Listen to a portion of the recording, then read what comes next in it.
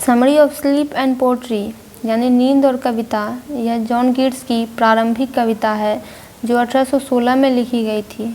यह कविता की प्रकृति, कवि की भूमिका और एक लेखक के रूप में उनकी आकांक्षाओं पर उनके विचारों को दर्शाती है। कविता अपने आत्मनिरीक्षण और चिंतनशील स्वर के साथ साथ अपनी विशद कल्पना के लिए उल्लेखनीय है।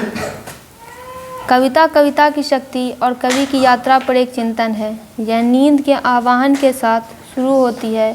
इसके बाद कवि के शिल्प और उसकी आकांक्षाओं पर चिंतन होता है। पहला पॉइंट आता है नींद का आवाहन।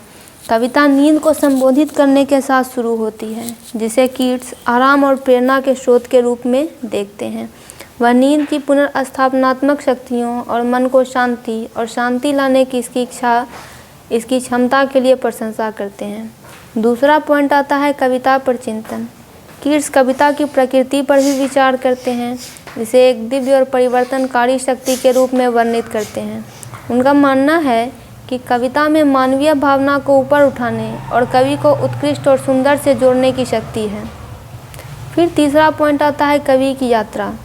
कविता चुनौतियों और आकांक्षाओं से भरी कवि की यात्रा की खोज करती है।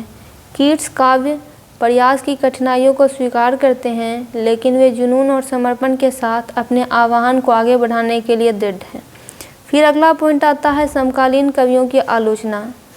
कीट्स समकालीन कवियों की आलोचना करते हैं, जो वास्तविक कलात्मक अभिव्यक्ति पर प्रसिद्धि को प्राथमिकता देते हैं। वे सच्ची कविता की शुद्धता और ईमानदारी की वापसी की वकालत करते हैं। फिर आता है भविष्य की दृष्टि। कविता भविष्य की एक आशावादी दृष्टि के साथ समाप्त होती है, जहां कवि के सपने और आकांक्षाएं साकार होती हैं। कीट्स अस्थायी और सार्थक रचनाएं बनाने की अपनी इच्छा व्यक्त करते हैं, जो समय की कसौटी पर खरी उतरेंगी।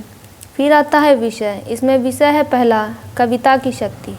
कविता की परिवर्तनकारी और उत्थानकारी शक्ति का जश्न मनाती है। फिर है कवि की भूमिका। कीट्स कवि की जिम्मेदारी और आकांक्षाओं की खोज करते हैं, ईमानदारी और समर्पण के महत्व पर जोर देते हैं। फिर है प्रकृति और प्रेरणा। कविता प्रकृति, प्रेरणा और रचनात्मक प्रक्रिया के बीच संबंध को उजागर करती है। फिर होता है सतहीपन की आलोचना। कीट्स समकालीन कविता में प्रसिद्धि और सतहीपन की खोज की आलोचना करते हैं, वास्तविक कलात्मक अभिव्यक्ति की वकालत करते हैं।